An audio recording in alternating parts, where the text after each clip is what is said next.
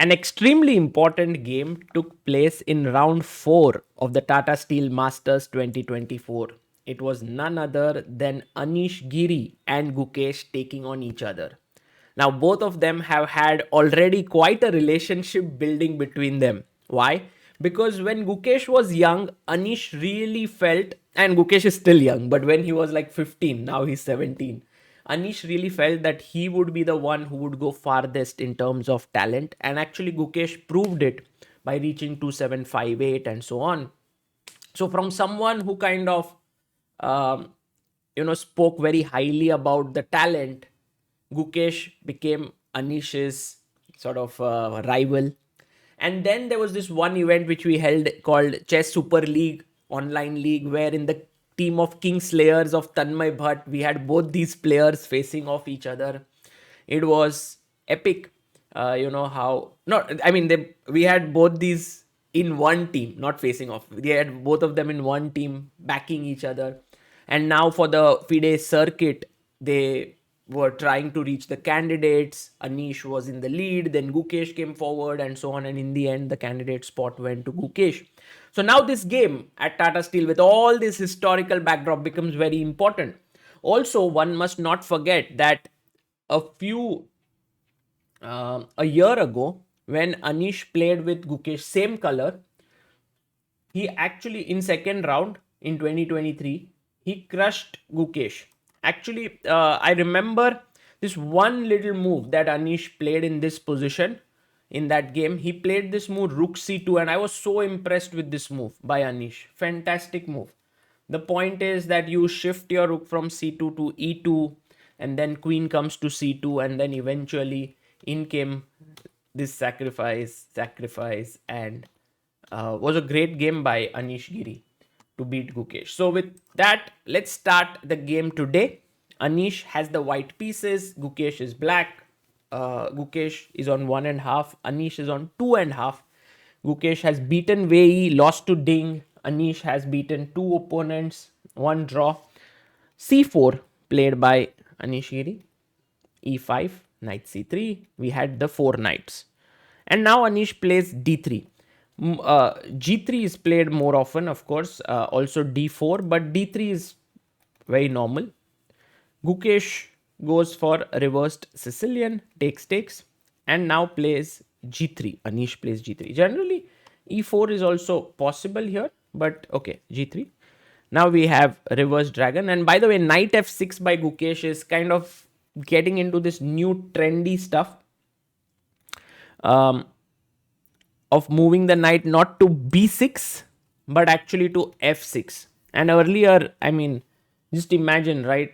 To give you the analogy of a position like this,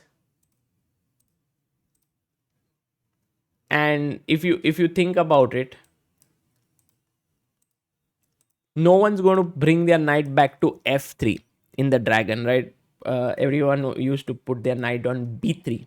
So in that way, everyone was also putting their knight on b6 here. But now knight f6, with modern engines, everything is possible. Okay, bishop g5 played here by Anish. Seems like Anish was knew about this move. Bishop e7, bishop g2, castles, h6, and Anish said, I'm ready to give this up. He's ready to give this up for two reasons. One is now his control on the light squares has increased in the center. He can move his knight away, the bishop opens up, and also this next move, rook b1, with the idea of b4, b5. So the typical ideas in the English: a5 by Gukesh trying to stop b4, a3, and now when you have this kind of a setup, it's very natural to plonk your knight in the center of the board. And you really want to start putting pressure with bishop g4, rook e8. These are normal moves, c6. I was expecting Anish to actually go knight d2 here, and then later on play e3 and kick the knight away, but turns out he goes e3 directly, which is also quite a playable way. But now after take and c6, I thought black has equalized quite well out of the opening, because look, you have the bishop pair, this bishop is limited. I think the only thing that Anish has here is the fact that he will definitely get in before b5. And then black, because of this minority attack. What is a minority attack? You have 2 pawns here. He has 3. So generally you can leave him with 1 weak pawn.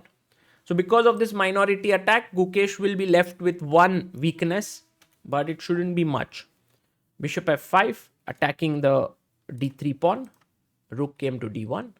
Queen d7.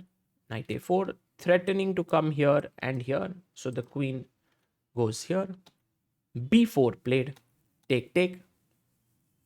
And now came the move rook f d8. I'm not a big fan of this move because you know that your opponent is angling for b5 here. So you could play rook f c8, stopping b5.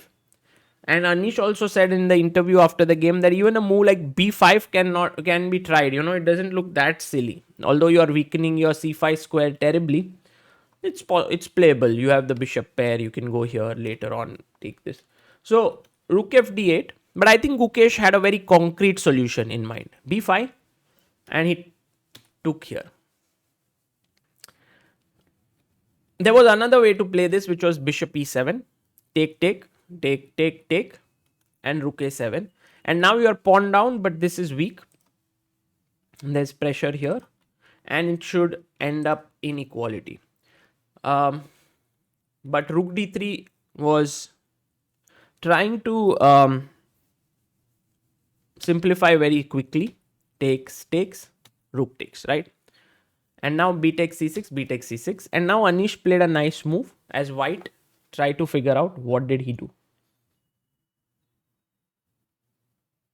Yeah, Anish here saw that he can win a pawn.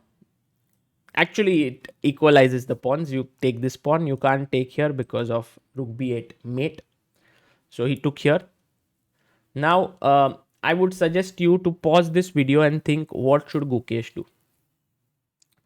I think if Gukesh was switched on here, he would not have had too many difficulties to hold this game. This next sequence was important. He should have given up his pawn e4 if you found this well done. The point being that bishop will take. Now you are pawn down, but your bishop has opened up, and now rook a1. Using the bishop to trade the rook. So take, take. And I feel that this game will end in a draw quite easily. There's nothing much to play for here. Even though white is a pawn up, this will not be too difficult. He went rook a7. And now Anish starts his amazing grind. First, he brings his bishop in the center.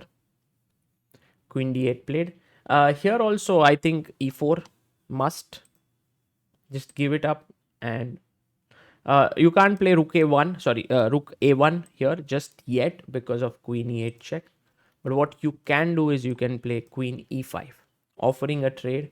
And if he doesn't take it and goes back, then you can go rook a1 and this should be a draw. So queen d8 was not good. And now your next question, what do you do as white? When this position was reached, I personally was commentating live and I felt that yes, there is some pressure, but I could never imagine Gukesh losing such a position. But Anish played beautifully. He played this move h4 and I really love it because your idea is to play h5. And then you are clamping down this entire structure and the king is already not able to escape here. Bishop is putting pressure here. So Gukesh got a bit worried and played h5. And now again, your move. How do you put pressure? Yes, he played the move rook b5. Fantastic move once again. His idea is to defend the bishop so as to play queen f5. And now remember that in this position, if black ever gets g6, king g7, he should be very safe. But g6 is never possible because of queen g6. And rook b5, the idea is now to put the queen on f5. Rook a5 should have been tried, perhaps, after take, take. Maybe queen c4. The position is still a little bit worrisome because f7 is weak. I have to go back. Check. King h7. Check. king g8, and you lose a pawn here. Queen takes h5. And also there's still pressure here. But this was again something that Gukesh should have played. Giving up a pawn to exchange the rooks, always recommended. But he went rook d7. This is again a bad move. And try to figure out what should white do.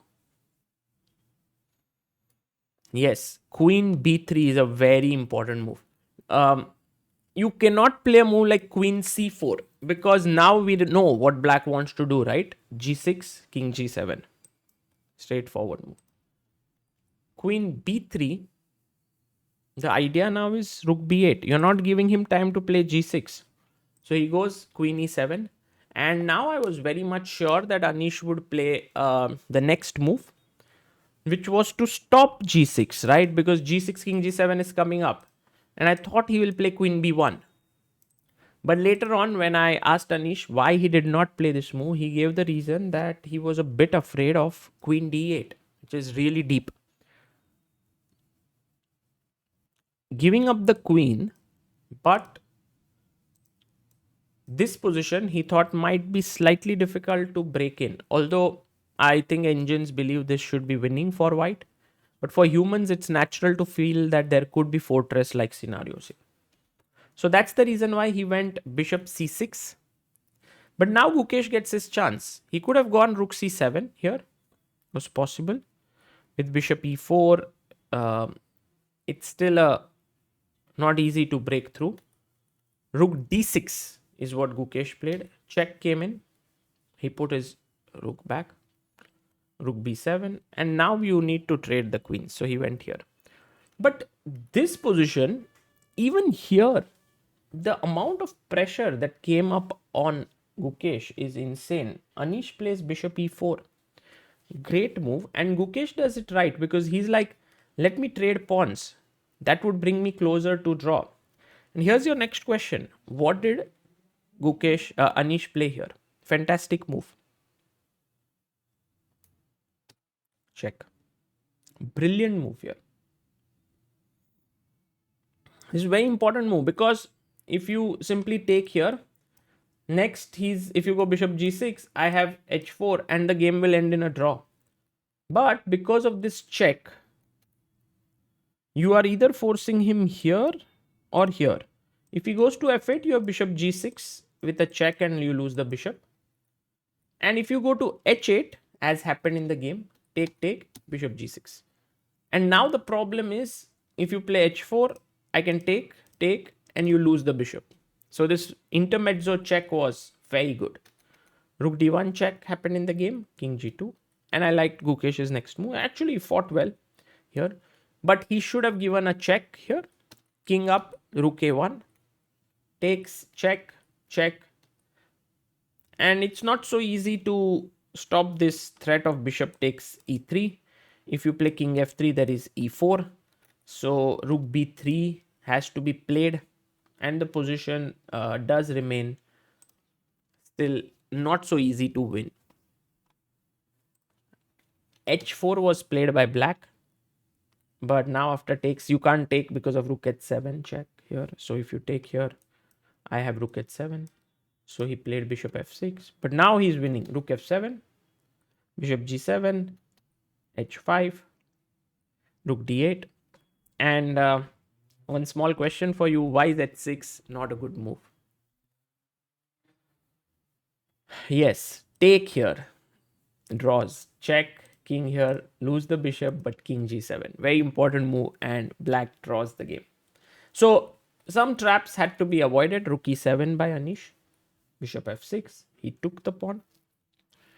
And now rook f8. And here it felt like Anish should play king g2. He was a bit afraid of bishop coming here and attacking this pawn. But f3 anyway is part of the plan. Later on, Anish revealed that the winning plan was to transfer the bishop to g4 square and bring the king to the e4 square from somewhere. And then whenever the bishop is here, you can sack it for your rook and take the e5 pawn, which leads to a winning endgame. Bishop and 3 pawns versus rook. So somehow this should be winning. But the way in which Anish played, it gave Gukesh some chances to hold this kind of a fortressy situation.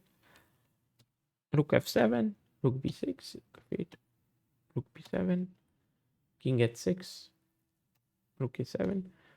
It's not even clear as to where this shifted in Anish's favor.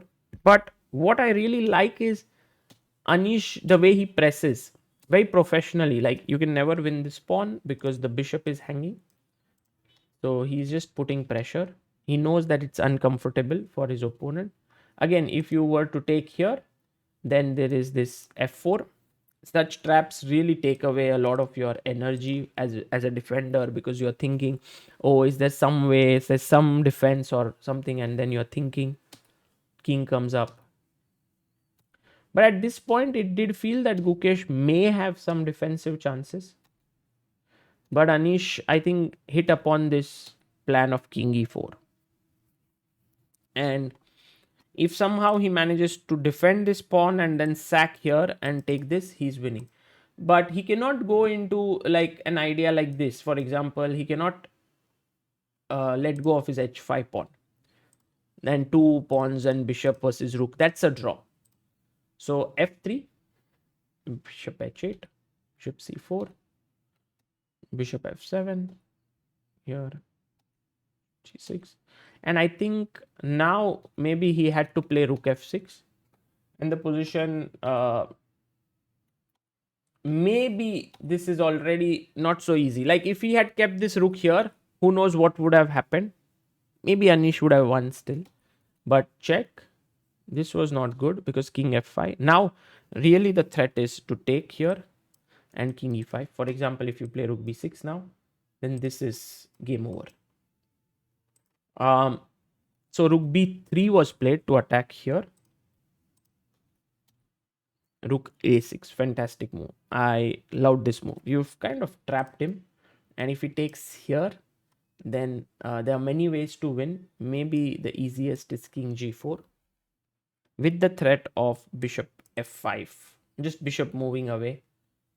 Bishop h8, you go for a check, king g7, and then h6, and white is just completely winning here.